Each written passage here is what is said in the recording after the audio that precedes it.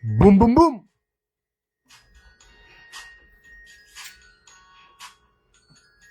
Magandang araw po sa inyo lahat mga kababayang ka-Pokemon. Welcome po kayo, Future Pokemon Millionaire! Boom, boom, boom! Narito po ang inyong munting lingkod ngayon. Updating na naman tayo sa Pokemon Shield Collecting, Pokemon Investing, Pokemon Raw Cards, Pokemon Graded Cards. Boom, boom, boom! Let's go! Sabi ni Sir JF. Magandang araw po sa inyo lahat mga kababayang ka-Pokemon. Narito po ang inyong munting lingkod. Pokejess ng Jesro Trading.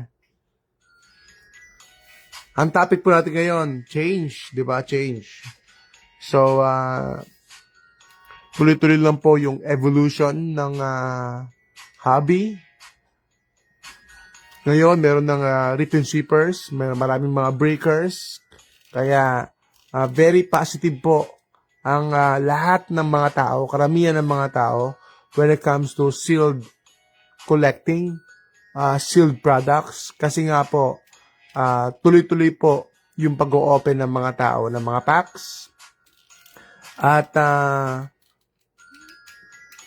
confident po ang maraming mga tao na tataas po ang presyo talaga ng mga sealed products po natin. Boom, boom, boom! So, mas sigurado ako dyan or mas confident tayo dyan sa sealed kaysa sa raw cards or whatever aspect po ng hobby natin. Mas stable, pinaka-stable. Kung tatanungin ninyo personally, pinaka-stable ang sealed market. Boom, boom, boom! So, yung mga change na nangyayari ngayon, ang perfect order ay maliit na set, mga kababayan ka-Pokemon. Kapag katapos ng pinakamalaking set, I do believe nasa 280 plus ang Ascended Heroes. Nasa around 280 plus yung cards ng Ascended Heroes. Supposedly, ito po ang pinakamalaking set ng Pokemon TCG. Boom, boom, boom. 295. Ayan, 295. Correct. I stand corrected. 295 po. 295 cards po ang Ascended Heroes. At sumunod po, kung hindi ako nagkakamali, ay Perfect Order. Perfect Order, 124 cards. So, kukunti lang, maliit lang siya. So, I think, nasa schedule po ito ng Pokemon Company. Nasa perspective nila ito, nasa plano nila ito, design, nasa architecture nila ito, na talagang maliit lang po yung set na gagawin nila after Ascended Heroes. And then, what's next? Chaos Rising. Up to this point, wala pa rin pong Chaos Rising pre-order. Especially po for Pokemon Center. I do believe, wala pa rin, di ba? So, Chaos Rising, another Greninja set. Tulad po ng Twilight Masquerade. So, medyo magkasunod. So, Twilight Masquerade, Greninja ito, ang pinaka-chase. And then, ngayon na naman po, Chaos Rising, Greninja set naman po ito. Maliit din po itong set na ito. 122 cards po. So, 122 cards. And then next, meron na rin po mga unofficial leaks. Ang susunod na set ay, anong tawag ng Pitch Black? Ang susunod na set ay Pitch Black. So, isa na naman tong maliit na set. Siguro, it's part of their game plan. No? Yung after ng Ascended Heroes, yung mga susunod na set ay maliliit lang. So, talagang kinokontrol nila na, okay, nile-level down nila yung hype, nile-level down nila yung demand. Siguro, hindi sila makasabay sa customers nila. Hindi sila makasabay sa production. So, kaya nile-level down nila yung kanilang mga set.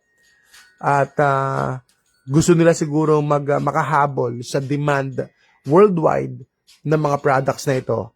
And siguro uh, iniready nila, ipiniprepare nila yung mga tao para sa mas malaking gastusan. Boom, boom, boom! Di ba? Ayan, mas malaking gastusan. So, I do believe magaling po yung company na ito, yung Pokemon na ito. They've been here for about 30 years na po sila. So, they know what they're doing. Kabisado nila ito. Bagito tayo lahat when it comes to their marketing and their technical know-how kung paano nila i-promote yung kanilang intellectual property. So I do believe no, it is part of their game plan. Kasi siyempre ano to niyan, yung mga planning department nila, yung mga brainstorming intellects nila ay ahead po sila, advanced po sila na pinag-aralan nila ito at yung mga sets na lalabas, advanced po sila.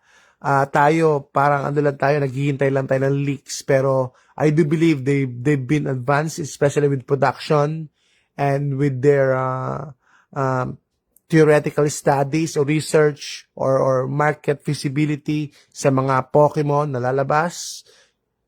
Siguro ahead sila ng 1 year, 2 years. Meron ako information last time, ahead sila ng 6 months, 2 years. So may mga ganong theory or may mga ganong mga hype guesses po sa market na ahead po sila. Sobrang ahead po yung kanilang team when it comes to strategies and sa kanilang production or sa mga perspective po nila when it comes to the layout at saka flow ng mga products or flow ng mga cards or ng mga Pokemon. Boom, boom, boom! Ayan, Sir Rovic. Magandang araw po sa inyo, Sir Edwin. Magandang araw po sa inyo. Boom, boom, boom, mga kababayan ka-Pokemon. So, yung pinag-uusapan natin ngayon, change. I do believe it's part of their game plan na i-level down yung hype and demand para makahabol po sila sa prismatic evolutions, makahabol po sila sa ascended heroes, Black Bolt, White Flare. Tignan nyo yung mga products ngayon, napaka-limited. Napaka-limited po ng mga products ngayon at alam kong everyone wants to have these products on their hands pero wala po talaga. Limited po yung Black Bolt, White Flare, Mega Evolution, yung mga newer sets, limited na po, and then Ascended Heroes pa. So lahat lang talaga gusto magkaroon pero I do believe na behind po talaga yung company, yung Pokemon sa reprinting, behind po talaga sila sa product releases. Hanggang ngayon, wala pa rin po silang pre-order ng Chaos Rising. Dapat 1 day, 2 days lang po yun after ng leak.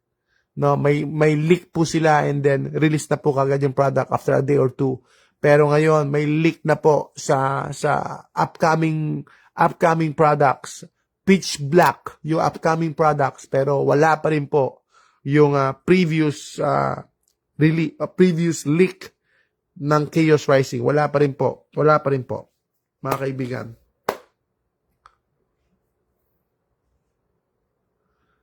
Ayan po, yes po Sir Alirio, yan po. Kita niyo naman po, this is from GameStop. GameStop po yan. Usually MSRP po yan. Pero nagbago po yung kanilang game plan as well. Binibenta po ng yan. Ayan po yung presyo ng GameStop mismo yan, mga kaibigan. So, unfortunately, may mga gantong stores. And then same thing with the local game stores dito po sa abroad, no?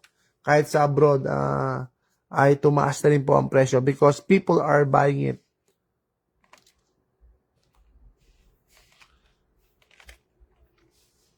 Ayan po, mga kababayan ka-Pokemon, ano lang, with the demand especially for the Ascended Heroes, I don't think na everyone will get hold of MSRP products. Hindi ko inaasahan na lahat po ng tao ay makakakuha ng MSRP products. It's just the demand. Ito po, ang totoong problema ay ang totoong challenge dito yung demand. Hindi naman problema yung demand because that's normal. Maganda nga yung may demand and limited yung products in the sense na sobrang laki po yung demand. Bakit po? Napakamahal po ng mga cards. Ganun lang po. So, napakamahal po ng mga cards. May resale value yung cards. So, the demand will just skyrocket. Yung demand po ng products, mag-i-skyrocket lang po talaga. Bakit po? So, lahat ng papasok sa hobby, di ba, yung mga newbies, yung mga bagito, yung mga bago lang, yung mga ngayon lang nagkakatrabaho or ngayon lang nakagraduate ng college, ngayon lang sila naging professional, yung mga coming to age, ayun tumatanda, sabi natin coming to age, naging professional po sila, or nagkakaroon ng income, or whatever reason, or ngayon lang sila nabalitaan po nila yung sa Pokemon dahil kay Logan Paul. Ayan, o kaya sa mga news, di ba? So, lahat yan papasok sa Pokemon because of financial gain. Ayan, dahil po sa pera or dahil po popular po siya. So, yung demand po na nag-i-increase po yung mga taong magpo-Pokemon, hindi po masabayan ng company. I do believe. Ayan. Ayan, PM nyo lang po kami. PM nyo lang po kami, mga kababayan ka-Pokemon. Pwede nating ibenta po yung ilang mga products natin habang available po sila. So, yan po, napakamahal din po talaga ng ibang mga products. Especially po, Ascended Heroes. Bakit po? Kasi yung nga po, ang mahal po ng mga cards and kompleto yung Ricardo. Ayan, kompleto yung Ricardo. Halos lahat po ng mga popular Pokemons, andyan po sa set na yan. So, lahat ng puso, lahat ng character, pwedeng matouch ng Pokemon na yan, ng set na yan. So, merong Gengar, merong Pikachu, merong Dragonite, so, Mewtwo, yung Rocket, Team Rocket. So, alam nyo, mag-save kayo ng Ascended Heroes. Ayan. I think it's a good buy. It's a good buy even though medyo mas mataas. Actually, kung willing kayo magbenta sa akin kahit na 6,000, 6,500 o kaya 6,500 bibili ako eh. O kaya kung 6,800 pwede rin. Kung meron magbibenta ng ETB, bibili ako. Kahit sa Pilipinas, mas maganda ko sa Pilipinas. Bibili tayo ng Ascended Heroes. So, ganyan po tayo ka-serious po sa Ascended Heroes na may potential po talaga yung product. At kung merong kung ipiprint nila to the ground, ito po ang dapat nyo malaman. Kung print to the ground po, marami tayong mabibiling MSRP. Lahat tayo makakabili siguro ng MSRP. Pero, mauubos lang lahat. Masisimot lang lahat. Kasi merong mga big players na bibili po ng bulk ng mga products na ito. So, I'm talking about big players. Hindi po yung pang isang case, dalawang case, tatlong case, hindi. Baka meron pang mas malalaki. Tulad po ni Alpha Investments. Tulad po ng ibang mga YouTubers na nakikita natin. May mga big players na definitely bibilhin po nila ito. Na bulk po ang bibili nila, and they're gonna invest, or they're gonna store it, or they're gonna keep it, they're gonna treasure it, ayun, and forget about it, para po mag-gain ng more let's say more value over time itong Ascended Heroes na ito. So, kumuha po kayo pa konti-konti or kung kaya ng budget. Kung kaya lang ng budget. So, everything boils down to allocated funds, to allocated budgets. Boom, boom, boom! Mga kababayan ka Pokemon! Isang magandang araw po sa inyo lahat. God bless po. Okay, mag-open na naman tayo ng dalawa. So, yung mga change na yan, it's part of their game plan. I think, Pokemon Company, it's part of their game plan. So, akala natin it's their error, it's their mistake. No, it's part of their game plan. Pamamaraan nila yon. Siguro, bumibelo sila para sa September 30th anniversary, di ba? Sa 30th anniversary products po na i-release po nila. So, ayan, mag-ready na po yung budget ninyo. Mag-ready na po yung mga bulsa natin. At tayo naman ay hoping na ito bubuksan natin. Alright, sige, ito bubuksan natin. Wala namang mas okay, ito na lang. Hindi ba mas maganda yung ganon? Yun. Okay, ito na lang po. Vileplume, Oddish, Gloom, bubuksan natin. Boss, 2 packs tayo. 2 packs lang muna every single day. 2 packs lang muna tayo every single day, mga kababayan ka Pokemon. Charizard holder. Ito po ba yun? Binder. Binder po ito, mini portfolio. Pwede na po ito sa 100 pesos. Ayan, 100 pesos po. Wala pong kasamang packs. Yung may kasamang packs, 600 po. 600 po yung may kasamang packs. Alright.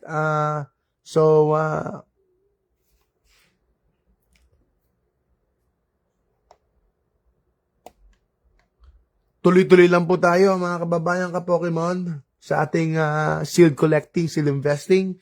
Kahit sa mga graded, PM niyo po kami. Meron kaming 3 gold cards from Crown Zenith. I do believe, based po sa mga reports, tumataas po yung value ng Crown Zenith cards. So, matagal na akong fan ng Crown Zenith. And, ayun, so far ay maganda po yung mga suggestions natin, yung mga recommendations natin when it comes to sets. Hindi pa naman tayo pumapalya.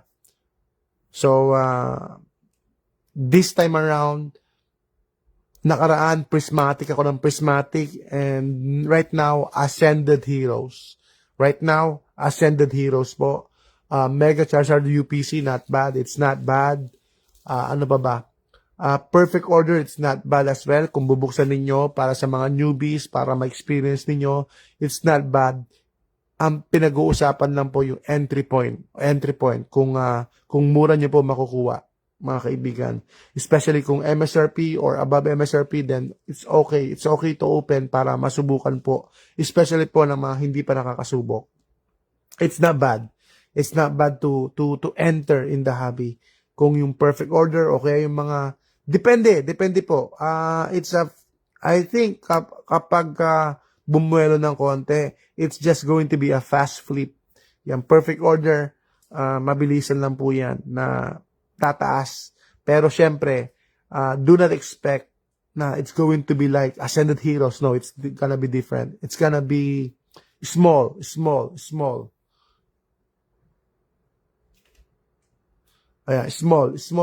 movements. Small movements, but it's gonna be okay. It's considering sa entry point po ninyo, sa purchase price po ninyo, sa perfect order. Ayan po, Sir Carlo, boom. Nagbibenta raw po siya ng pwede naman po. Pwede naman pong bumili tayo ng blisters. Pwede naman, mga kaibigan.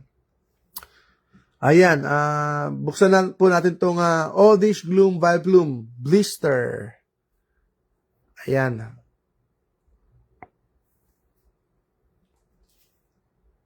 Alright.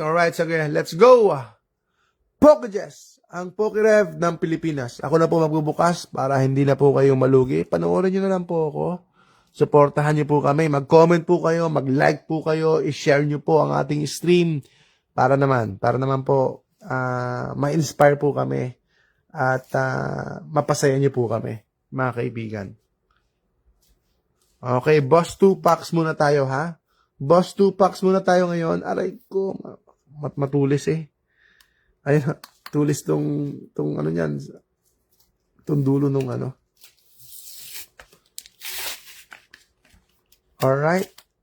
Eto na po. Sana makachamba tayo. Congratulations po sa bumili sa atin ng white flare. May bumili po sa atin ng white flare ng mga nakaraang araw. May bumili po sa atin ng white flare ng nakaraang araw. I do believe nakuha niya is Hydreigon SIR. Hydreigon SIR nakuha niya. At saka Red Victini. So, bumili po ng white flare ETB. Congratulations po yung ating customer. Grabe. Ang tagal-tagal kong chine-chase yung Red Victini na yan. Actually, yung pa yung nabigay ko, yung last ETB natin. Tulungan mo ako buksan to, no? Ako na lang. Naibigay ko pa yung last ETB ko. Last ETB ng white flare bigay ko. Binenta ko. So far, ngayon, as of now, wala na po akong white flare ETB. Boom, boom, boom. Seminar time. Ayan. Opening time na po tayo. Opening packs na po tayo. Boss 2 packs. Boom, boom, boom. Okay, Mega Evolution muna tayo. So, kailangan makapag-adapt tayo sa change. Ang galing ng Pokemon. It's part of their game plan. Yung mga not so popular sets na yan, Perfect Order, Chaos Rising, or probably Pitch Black, it's part of their game plan. So, abangan natin yung kanilang mga next move. Heliolisk, Nincada, Shift 3, Lily's Determination, Gumshoes, Xerneas, bigyan mo ako ng maganda-ganda. Mega Latias EX. Panay EX card pero okay lang. Ino-open natin is 1-1. 1-1 po yan. 1-1 po yung ating ino-open. Siguro meron pa tayo niyan. Marami pa tayo niyan. Yung blister na ino-open natin, 1-1 po yan. 1-1 po. 2 packs. 1-1 po yan. And then yung po yung mini portfolio natin. This is going to be 600. Boom, boom, boom. 600 po ito. Mini portfolio.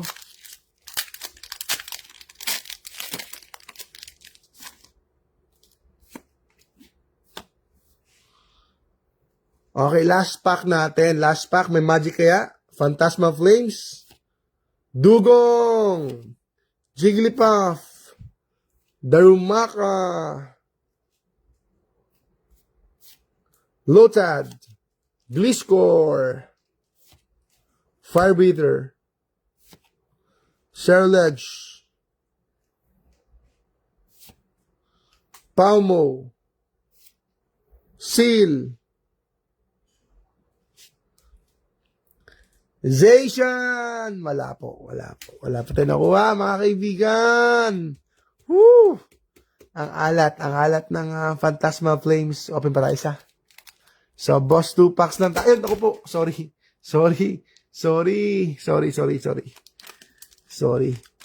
Boss 2 packs lang tayo. Boss 2 packs lang. Pero parang gusto kong buksan ito.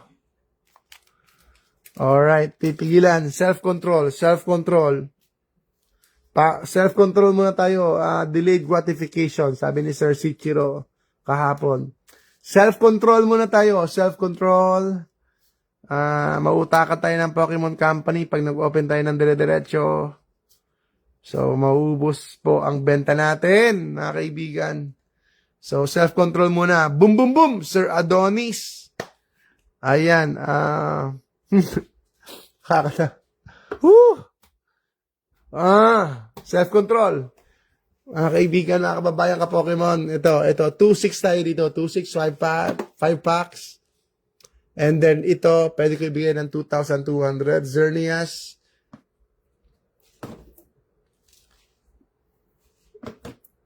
Ano pa ba?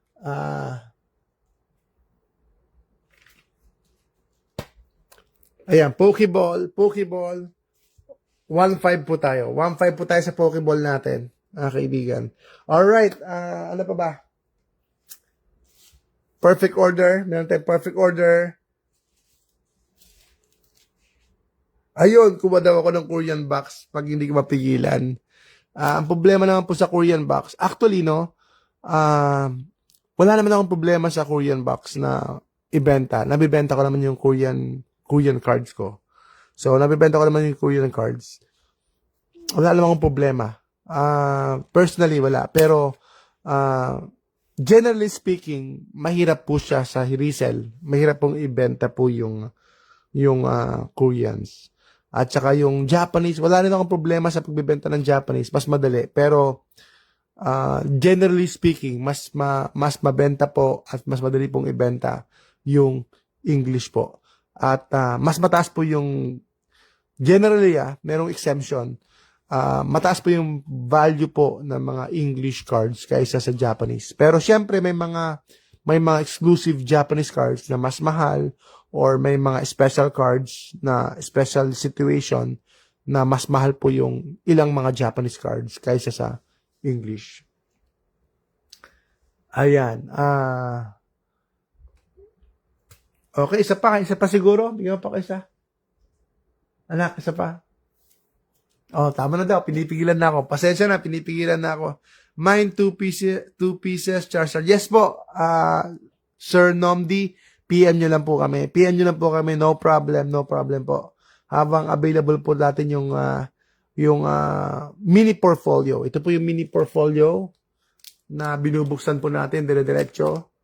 So, mini portfolio. So, halos ayan, lugi na tayo. Kasi ito na po yung nabuksan ko. Yan na po yung nabuksan ko rito. Yan, tapos, ano ba? Yan yung nabuksan ko sunod-sunod yung mga nakarang araw. So, lugi na tayo, no? Tsaka, ito, buti sana kung may nakuha. So, nabuksan ko to kahapon. So, yan po ang isa sa mga recommendation ko, suggestion ko. Wag po kayo magbubukas. Ayan. Wag po kayo magbubukas. Palagi. I-schedule niyo yung pagbubukas ninyo. Para hindi po kayo,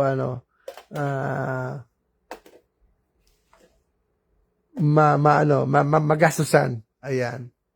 Yes po, may mga, Chinese. Hindi ko rin kabisado yung market ng Chinese, pero it's exploding.